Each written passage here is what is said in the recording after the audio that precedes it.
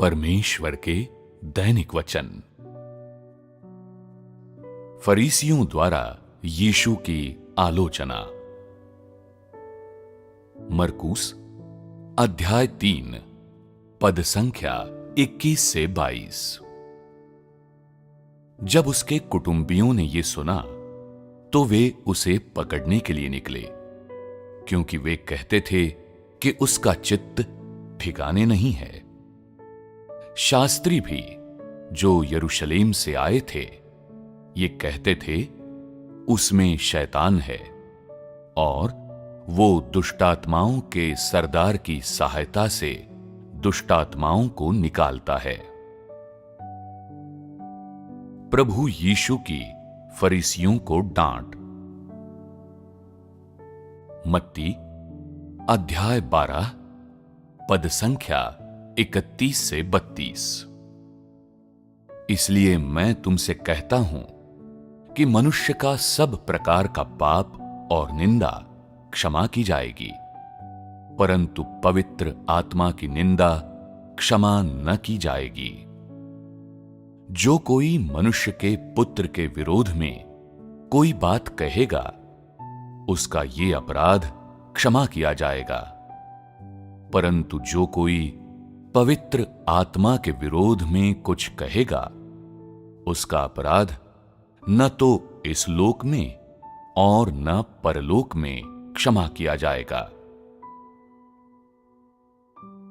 मत्ती अध्याय 23 पद संख्या 13 से 15। हे कपटी शास्त्रियों और फरीसियों, तुम पर हाय! तुम मनुष्यों के लिए स्वर्ग के राज्य का द्वार बंद करते हो, न तो स्वयं ही उसमें प्रवेश करते हो और न उसमें प्रवेश करने वालों को प्रवेश करने देते हो। हे कपटी शास्त्रियों और फरीसियों, तुम पर हाय! तुम विधवाओं के घरों को खा जाते हो और दिखाने के लिए बड़ी देर तक प्रार्थना करते रहते हो, इसलिए तुम्हें अधिक दंड मिलेगा। हे कपटी शास्त्रियों और फरीसियों, तुम पर हाय! तुम एक जन को अपने मत में लाने के लिए सारे जल और थल में फिरते हो, और जब वो मत में आ जाता है तो उसे अपने से दूना नारकीय बना देते हो। उपर्युक्त दो अंशों की विषय वस्तु अलग अलग है। आओ पहले हम पहले वाले अंश पर नजर डालें। फरीसियों द्वारा यीशु की आलोचना। बाइबल में फरीसियों द्वारा स्वयं यीशु और उसके द्वारा की गई चीजों का मूल्यांकन इस प्रकार था। वे कहते थे कि उसका चित्त ठिकाने नहीं है, उसमें शैतान है और वो दुष्टात्माओं के सरदार की सहायता से दुष्टात्माओं को निकालता है।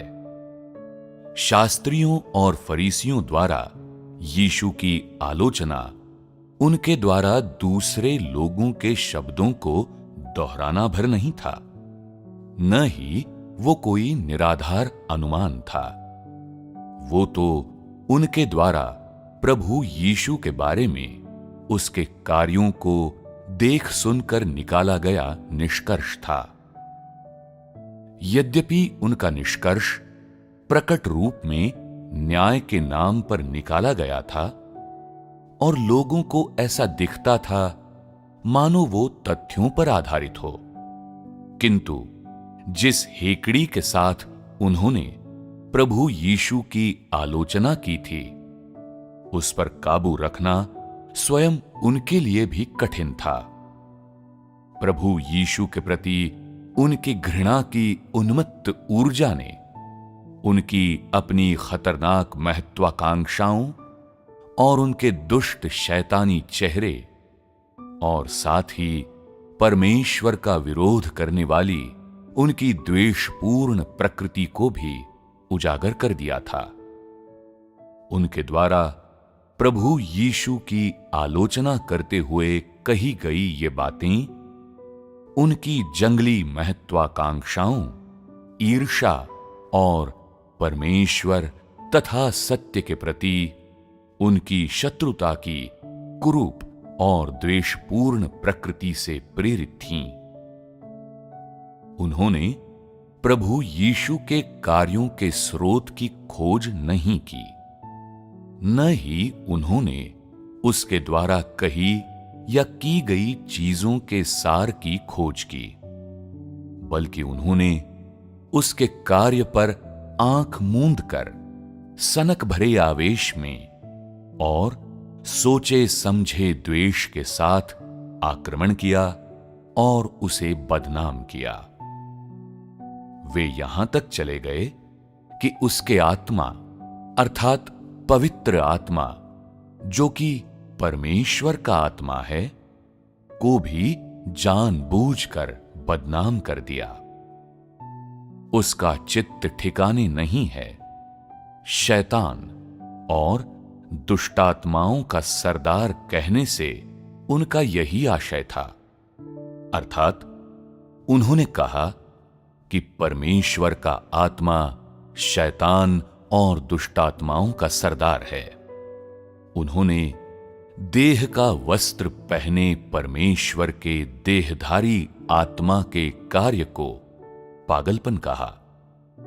उन्होंने न केवल शैतान और दुष्टात्माओं का सरदार कहकर परमेश्वर के आत्मा की ईश निंदा की, बल्कि परमेश्वर के कार्य की भी निंदा की और प्रभु यीशु मसीह पर दोष लगाया और उसकी ईश निंदा की। उनके द्वारा परमेश्वर के प्रतिरोध और ईश निंदा का सार पूरी तरह से शैतान और दुष्टात्माओं द्वारा किए गए परमेश्वर के प्रतिरोध और ईश निंदा के समान था। वे केवल भ्रष्ट मनुष्यों का प्रतिनिधित्व ही नहीं करते थे, बल्कि इससे भी बढ़कर वे शैतान के मूर्त रूप थे। वे मानव जाति के बीच शैतान के लिए एक माध्यम थे और वे शैतान के सह अपराधी और अनुचर थे। उनकी ईश निंदा और उनके द्वारा प्रभु यीशु मसीह की अवमानना का सार हैसियत के लिए परमेश्वर के साथ उनका संघर्ष, परमेश्वर के साथ उनकी प्रतिस्पर्धा और उनके द्वारा परमेश्वर की कभी न खत्म होने वाली परीक्षा था। उनके द्वारा परमेश्वर के प्रतिरोध और उसके प्रति उनके शत्रुतापूर्ण रवैये के सार ने और साथ ही उनके वचनों और उनके विचारों ने सीधे सीधे परमेश्वर के आत्मा की ईश निंदा की और उसे क्रोधित किया। इसलिए जो कुछ उन्होंने कहा और किया था, उसके आधार पर परमेश्वर ने एक उचित न्याय का निर्धारण किया और परमेश्वर ने उनके कर्मों को पवित्र आत्मा के विरुद्ध पाप ठहराया। ये पाप इस लोक और परलोक दोनों में अक्षम्य है, जैसा कि पवित्र शास्त्र के निम्नलिखित अंश से प्रमाणित होता है। मनुष्य द्वारा की गई पवित्र आत्मा की निंदा क्षमा न की जाएगी और जो कोई पवित्र आत्मा के विरोध में कुछ कहेगा, उसका अपराध न तो इस लोक में और न परलोक में क्षमा किया जाएगा। आज आओ हम परमेश्वर के इन वचनों के सच्चे अर्थ के बारे में बात करें।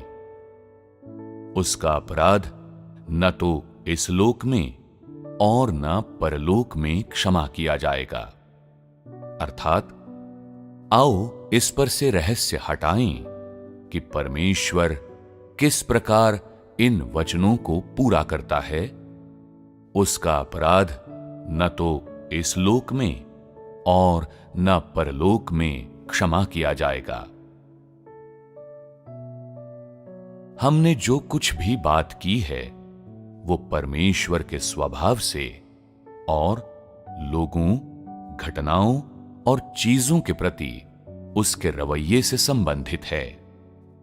स्वाभाविक रूप से ऊपर दिए गए दो अंश भी इसके अपवाद नहीं हैं। क्या तुम लोगों ने पवित्र शास्त्र के इन दो अंशों में किसी चीज पर ध्यान दिया? कुछ लोग कहते हैं कि वे इनमें परमेश्वर का क्रोध देखते हैं। कुछ लोग कहते हैं कि वे इनमें परमेश्वर के स्वभाव के उस पक्ष को देखते हैं जो मानव जाति से अपमान सहन नहीं कर सकता। और यदि लोग ऐसा कुछ करते हैं जिससे परमेश्वर की ईश निंदा होती है, तो वे उसकी क्षमा प्राप्त नहीं करेंगे।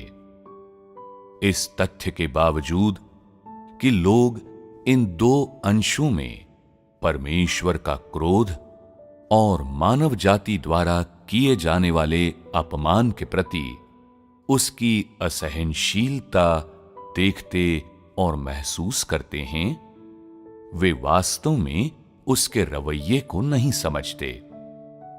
इन दो अंशों में परमेश्वर की निंदा करने वाले और उसे क्रोध दिलाने वाले लोगों के प्रति उसके सच्चे रवैये और दृष्टिकोण के छिपे संदर्भ निहित हैं। उसका रवैया और दृष्टिकोण इस अंश के सच्चे अर्थ को प्रदर्शित करते हैं। जो कोई पवित्र आत्मा के विरोध में कुछ कहेगा, उसका अपराध न तो इस लोक में और न परलोक में क्षमा किया जाएगा। जब लोग परमेश्वर की ईश निंदा करते हैं और जब वे उसे क्रोधित करते हैं, तो वो एक निर्णय जारी करता है और यह निर्णय उसके द्वारा जारी किया गया एक परिणाम होता है। यह बाइबल में इस प्रकार से वर्णित है। इसलिए मैं तुमसे कहता हूं कि मनुष्य का सब प्रकार का पाप और निंदा क्षमा की जाएगी, परंतु पवित्र आत्मा की निंदा क्षमा न की जाएगी। और हे कपटी शास्त्रियों और फरीसियों, तुम पर हाय! किंतु क्या बाइबल में यह दर्ज है कि उन शास्त्रियों और फरीसियों का और साथ ही उन लोगों का क्या परिणाम था जिन्होंने प्रभु यीशु द्वारा ये चीजें कहे जाने के बाद कहा था कि वो पागल है?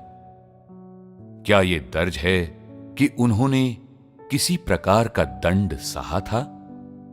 नहीं, यह निश्चित रूप से कहा जा सकता है। यहां नहीं कहने का यह अर्थ नहीं है कि उसमें ऐसा कुछ भी दर्ज नहीं है, बल्कि वास्तव में वो कोई ऐसा परिणाम नहीं था जिसे मनुष्य की आंखों से देखा जा सकता हो। ये दर्ज नहीं था कहना कुछ चीजों को संभालने के संबंध में परमेश्वर के रवैये और सिद्धांत को स्पष्ट करता है। जो लोग परमेश्वर की निंदा करते हैं या उसका प्रतिरोध करते हैं, यहां तक कि जो उसकी बदनामी करते हैं, वे लोग जो जानबूझकर उस पर हमला करते हैं, उसे बदनाम करते हैं और उसे कोसते हैं, परमेश्वर उनकी ओर आंख या कान बंद नहीं कर लेता, बल्कि उनके प्रति उसका एक स्पष्ट रवैया होता है। वो इन लोगों से घृणा करता है और अपने हृदय में उनकी निंदा करता है, यहां तक कि वो ये भी खुलकर घोषित कर देता है कि उनका परिणाम क्या होगा, ताकि लोग जान जाएं कि जो लोग उसकी निंदा करते हैं उनके प्रति उसका एक स्पष्ट रवैया है, और ताकि वे जान जाएं कि वो उनका परिणाम कैसे निर्धारित करेगा। हालांकि परमेश्वर के इन बातों को कहने के बाद अभी भी लोग शायद ही उस सच्चाई को देख सकते हैं कि परमेश्वर किस प्रकार ऐसे लोगों को संभालेगा, और वे परमेश्वर द्वारा उनके लिए जारी किए जाने वाले परिणाम और निर्णय के पीछे के सिद्धांतों को नहीं समझ सकते।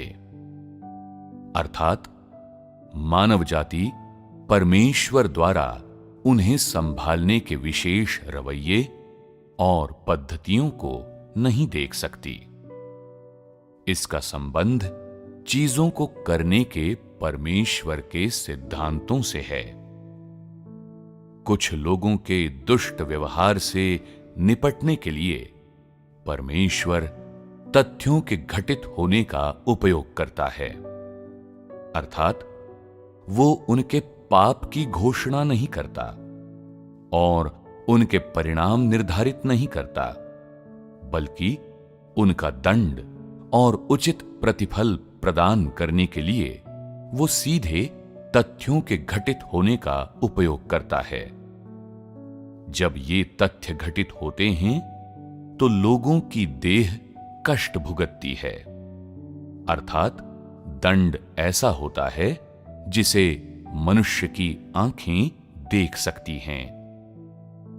कुछ लोगों के दुष्ट व्यवहार से निपटते हुए परमेश्वर बस वचनों से शाप देता है और उसका क्रोध भी उनके ऊपर पड़ता है, किंतु उन्हें मिलने वाला दंड ऐसा हो सकता है जिसे लोग देख नहीं सकते।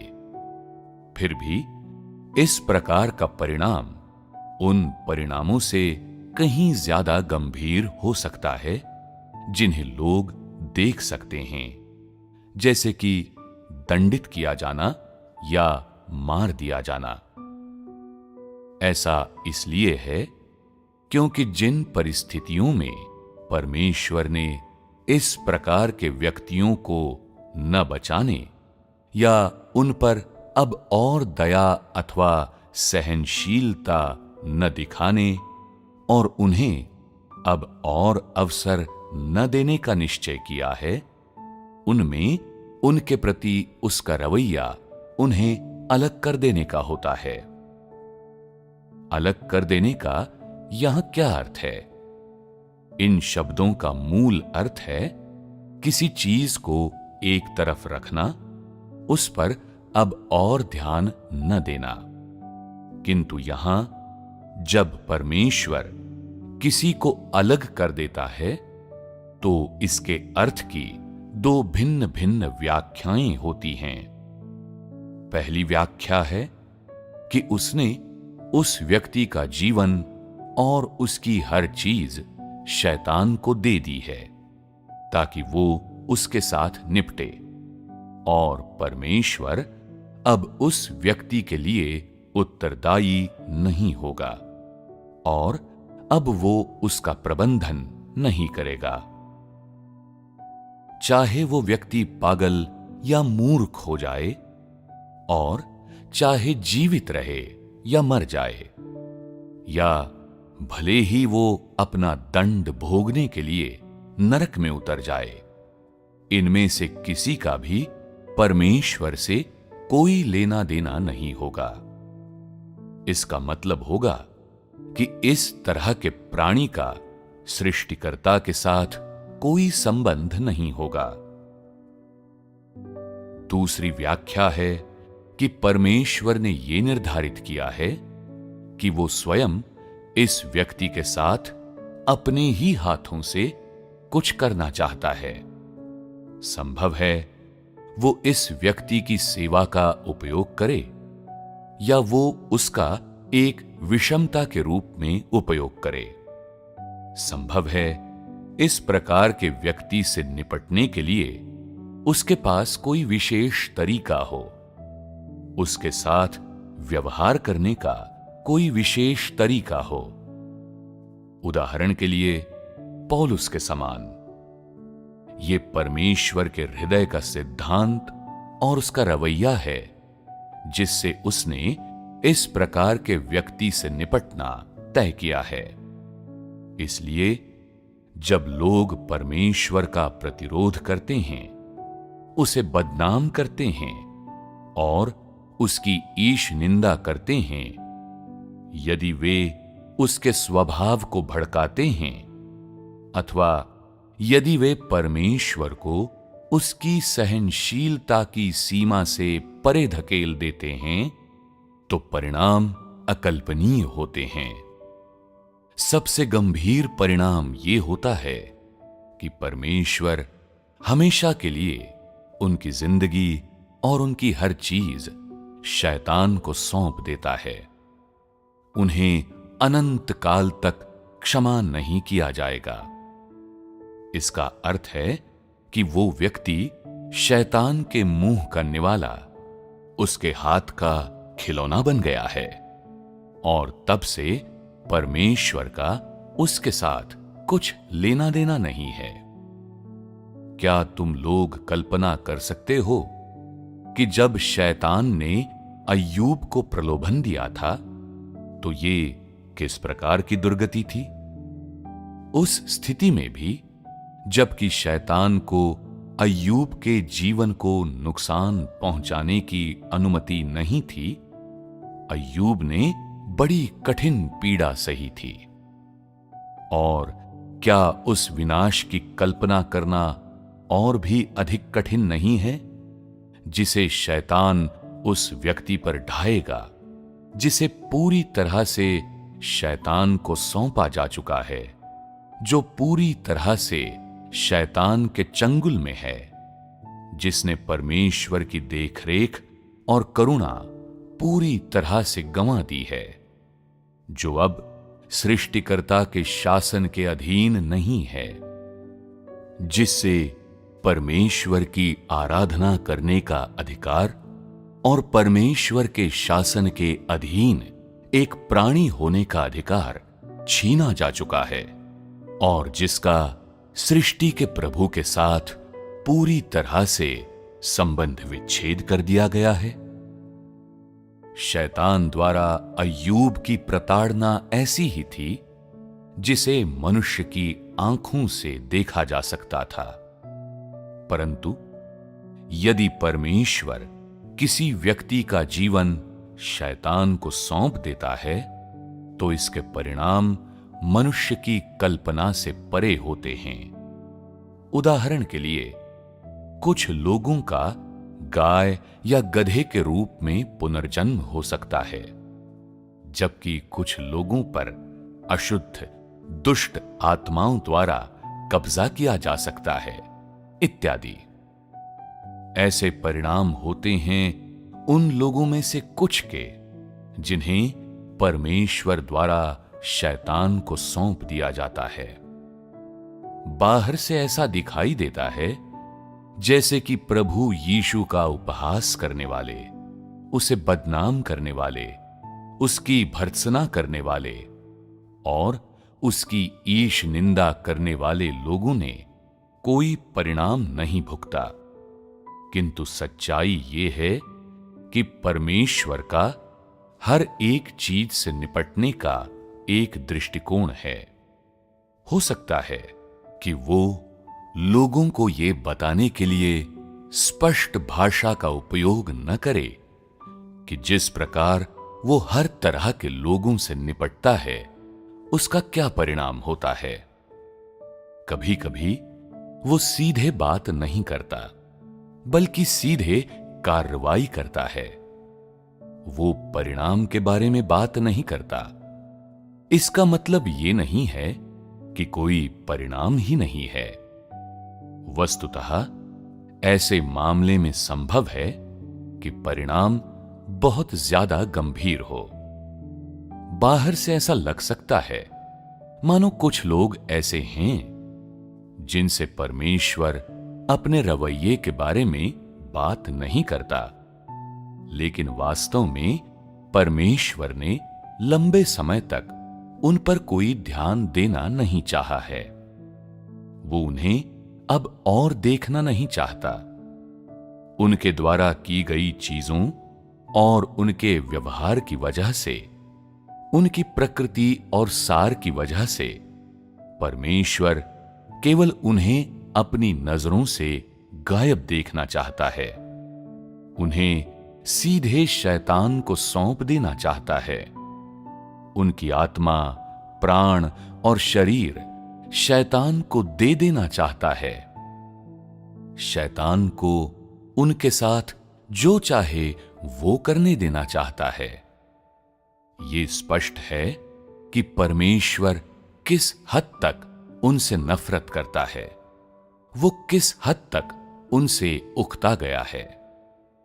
यदि कोई व्यक्ति परमेश्वर को इस हद तक क्रोधित कर देता है कि परमेश्वर उन्हें दोबारा देखना तक नहीं चाहता और उन्हें पूर्णतः छोड़ देना चाहता है, इस हद तक क्रोधित कर देता है कि परमेश्वर स्वयं उससे निपटना भी नहीं चाहता, यदि वो उस स्थिति तक पहुंच जाता है कि परमेश्वर उसे उसके साथ जो चाहे वो करने और उसे मनचाहे तरीके से नियंत्रित करने, उसका मनचाहे तरीके से उपभोग करने और उसके साथ मनचाहा व्यवहार करने के लिए शैतान को सौंप देगा, तो ऐसा व्यक्ति पूरी तरह से समाप्त है।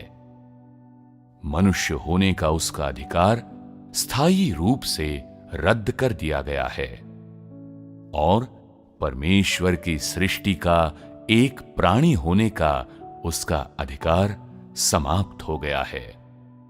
क्या ये सबसे गंभीर किस्म का दंड नहीं है?